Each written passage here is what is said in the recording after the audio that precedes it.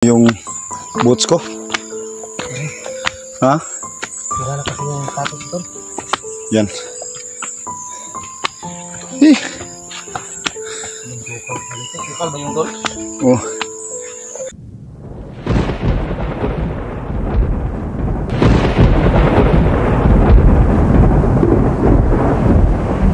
So yan mga kaidol puntahan namin yung si Commander Bulhog kung talagang nagbago na ba. So kanina po mga kaidol pinuntahan namin yun sa kanila, bahay kami dalawa ni Ibrahim. So then sumama kami sa kanya kasi yung sabi ni Bulhog ay kukuha siya ng so kung natandaan mo ni, kung natatandaan po ninyo yung dating commander na naging marahas ay dito namin nalalaman yung napuntahan namin siya sa kanyang tirahan. So maliliit pala yung mga anak ni Bulhog. So yung trabaho niya ay mag-ano daw ng durian? Yung ng durian harvest. So kailangan nating malaman kung gaano ba talaga kahirap yung ng durian na prutas. So yan, dito kami ngayon mga kadolo, dyan kami dadaan. Tanong-tanong na kami. So huwag kayong mag-alala mga kadolo kasi madaming naman dito. Yan, bundok pa rin mga kadolo.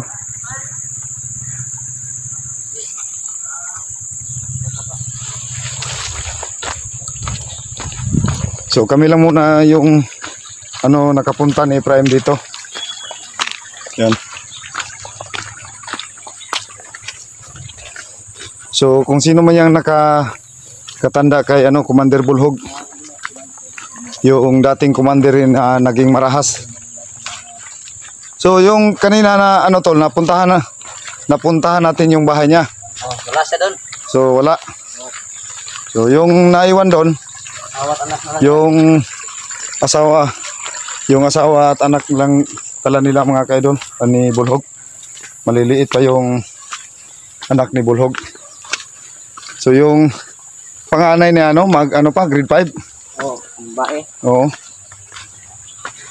So ginawa namin to mga kaidol para ma-monitor natin kung yung mga nahuling commander kung talagang nagbago na ba talaga.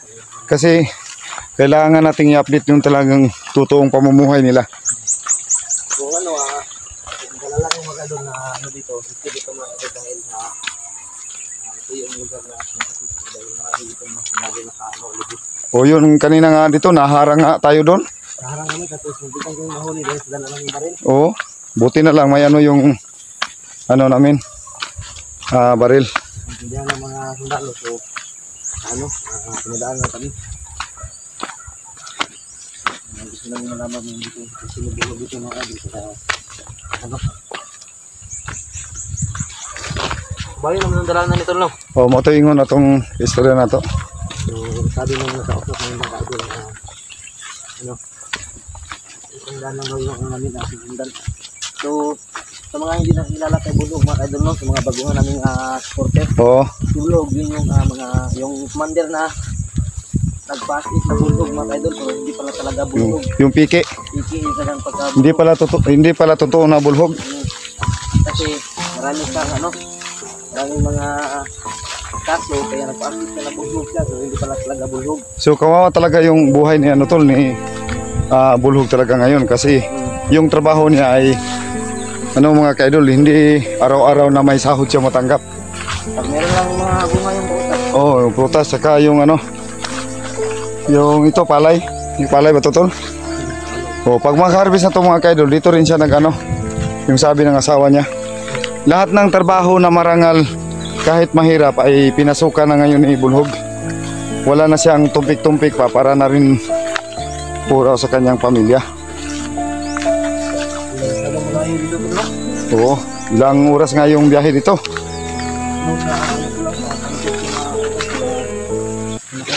3 oras yata yun. 3 oras. Naglakad tayo kanina mga isang oras at kalahati siguro yun. Oh, so ano mga ka-idol ha, baka magtaka kayo na ano, hindi muna namin ibibigay yung saktong location ni Bulhog kasi baka maano ng mga bandido. Tama kayo. Oo. So yung nakakaalam nito mga ka-idol, kami lang dalawa ni Prime. So nakuha ito ng impormasyon ng yung informer natin na dito si Bulhog nakatira. Dito malalaman natin mga ka-idol kung ano talaga yung totoong buhay ni Bulhog. Oo. So kahit malayo yung pinagtrabahuhan niya ay puntahan pa rin namin. So yung mga produkto nila.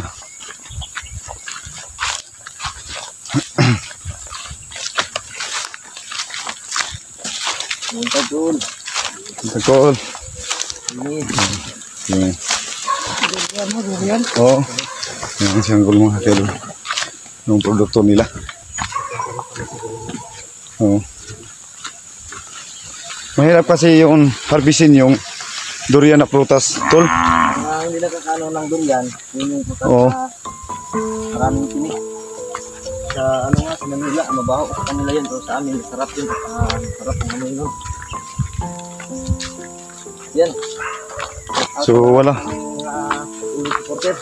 Oo. Nakalimutan ko nga. Yung mga mga yan, maraming salamat. Salamat po sa kontak. Guzman,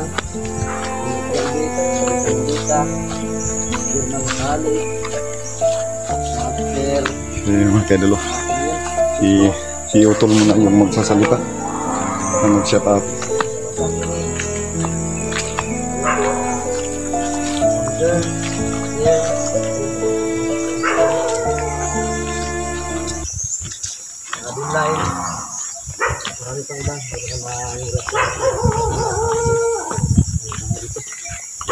Hinihinga lang ko, tol. So yan, ako na rin yung mag-shout out sa inyo. Shout out sa iyo dyan. Siyempre po, Norosman Analisa Mendoza, shout out sa iyo dyan, Dol. Nakakahinga naman dito. Adilin, shout out. Jinilin Alandroque, Malditan Palaway, Josephine Cañete, Ninit Galvis, Idil Carmen, shout out sa iyo dyan, Dol. Yamasaki rin. Ayo, Jen Burnhorn, shout out, ma'am.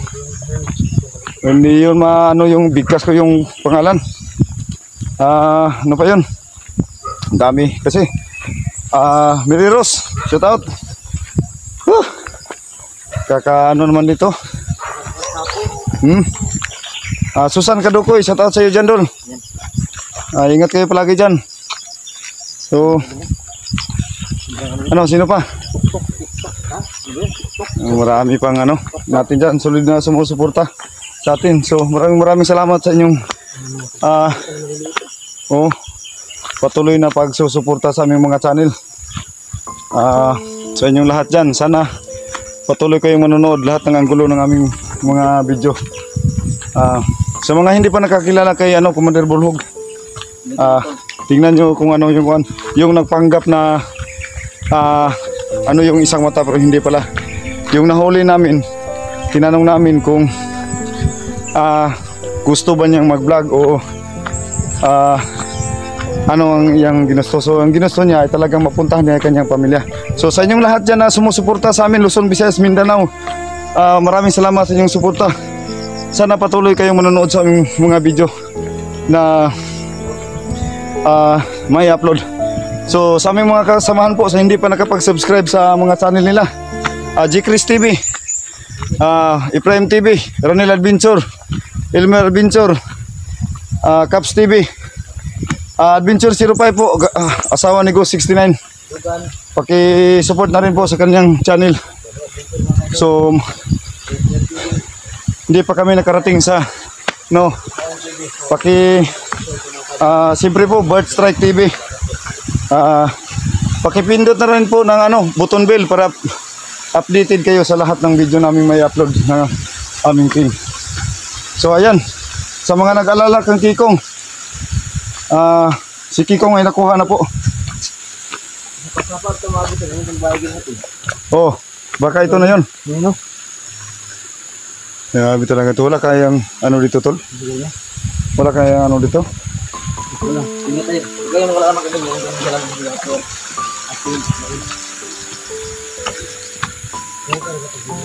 So yung sabi ng asawa niya kanina, yung napuntahan natin. Ha? Oh. Oh, para ano rin sa ilang ano?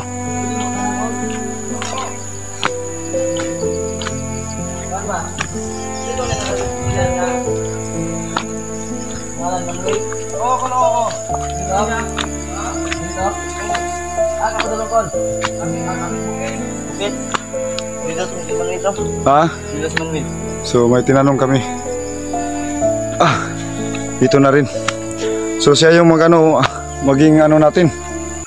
Guide. Buti na lang. Ito nalagman lang harvest ng durian, Col. Oo, kuya. Dito. Yung talagang ano. Bandido ka, Col. Bandido ka. So pag makita na, pag maano natin si Bulhog, tutulungan natin, tol. No? Ayo pakitang naong tula. Oo. Pagpakitang mukha kasi baka ano. Yan. Tulungan natin magdala si Bulhog dito. Hirap naman ito mo. Ano? Kaya pa kaya natin to? Nako. Ang sukal ito ah. Yung mga kaidolo. Bundok ito.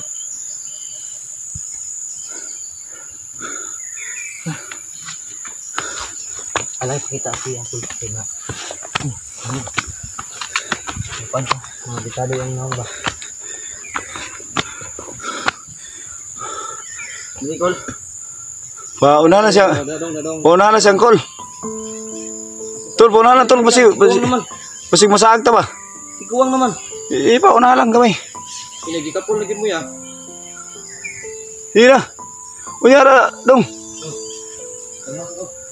Yan, hinihingal si Uncle kasi parang ano to ah. Tingnan mo yung daan mga kaidolo.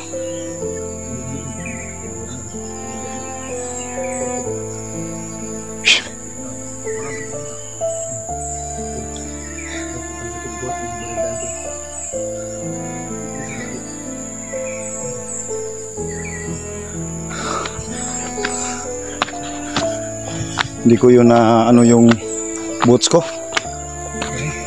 Ha? Wala na kasi yung tapos ito. Yan.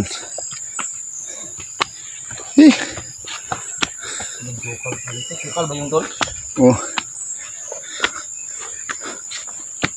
Yung maling gubat. Sana walang ano dito. Yan sa baba.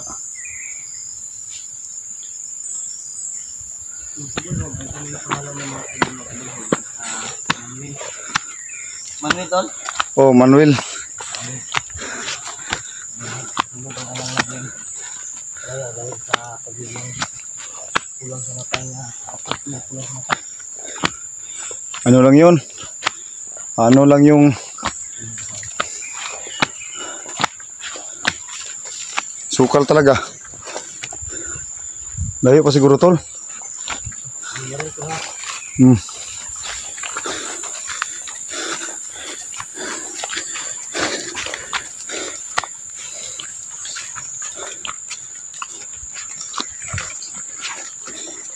Grabe talaga, tol.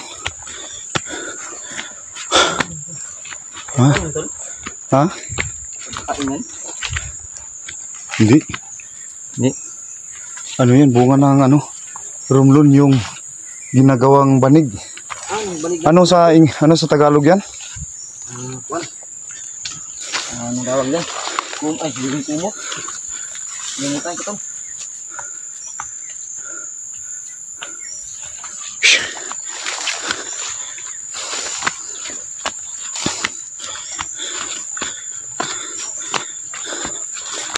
Sabi naman ng asawa niya, safe daw dito tol. Oh, wala namang ano raw dito. Kasi may mga sundalong nagrurunda dito.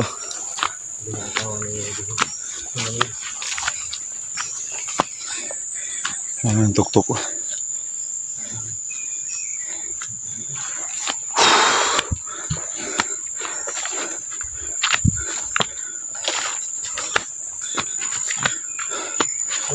Oh, ayos lang.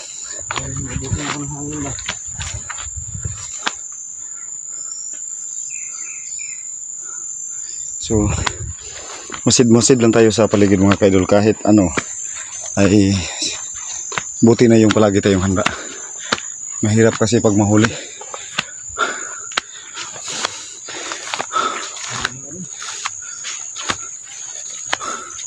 Grabe naman yan, tol. Yan oh. Yan. Humingal si Uncle.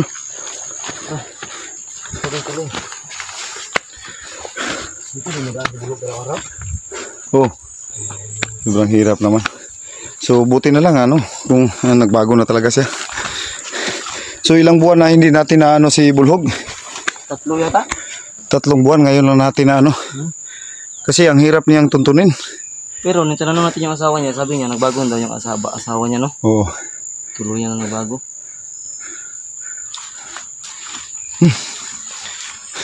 Wala kasi tayong kontak kasi wala din silang mga cellphone. Kapagod naman tula.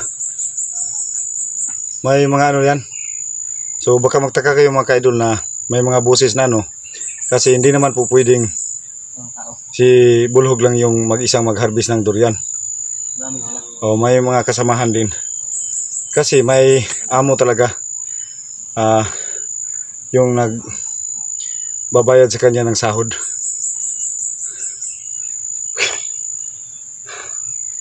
Hirap naman ito Pero sige lang. At least ano man lang po ay makatulong tayo sa kapwa natin tao. Gagawin po natin ang lahat para sa kabutihan. So naiwan ako ni Efraim. Kasi hinihingal ako. So yan. Diyan kami dumano. Grabe sukod diyan kami dumano. Yung mga kaidol. Para may update lang namin si Bulhog.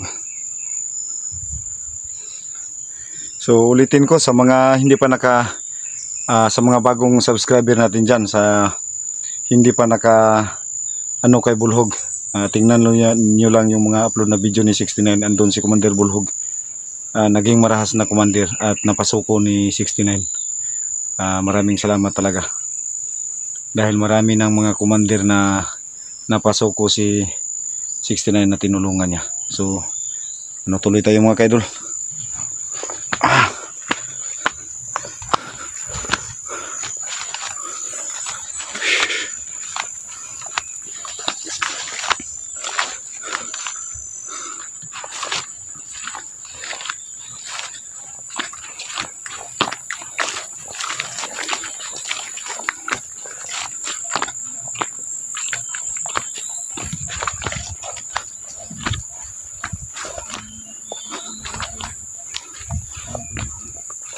So pahinga.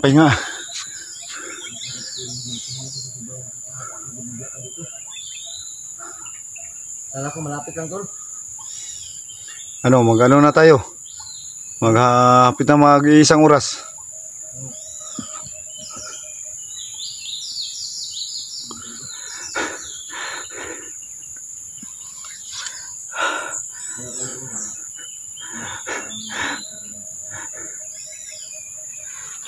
Grabe, nakakapagod talaga mga kaidol.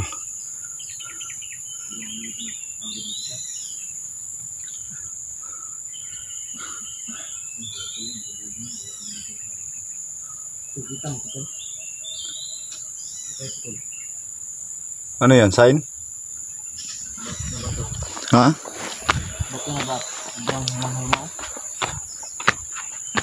Parang ano yan bayaran. May sign? Baka yung mga sita treasure yan. Tago natin yan, balikan natin yan pagkatapos natin update si Bulhog. Nalamig na yung ano ko. Ha? Nalamig na yung ano ko sa pagod. Yung pawis? Pawis.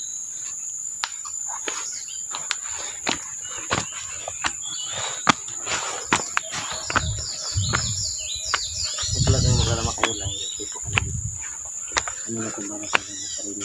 Salamat kami dahil pinakita niyo kung gaano kami kamahal. Oh. Malaking pasasalamat po namin yan mga kaibigan. Kita niyo yung babaw. Doon kami yung galing kanina. O doon. Sabi. Yun o. Yun talaga yung ano. May tanim yan ng palay, doon kami dumaan kanina.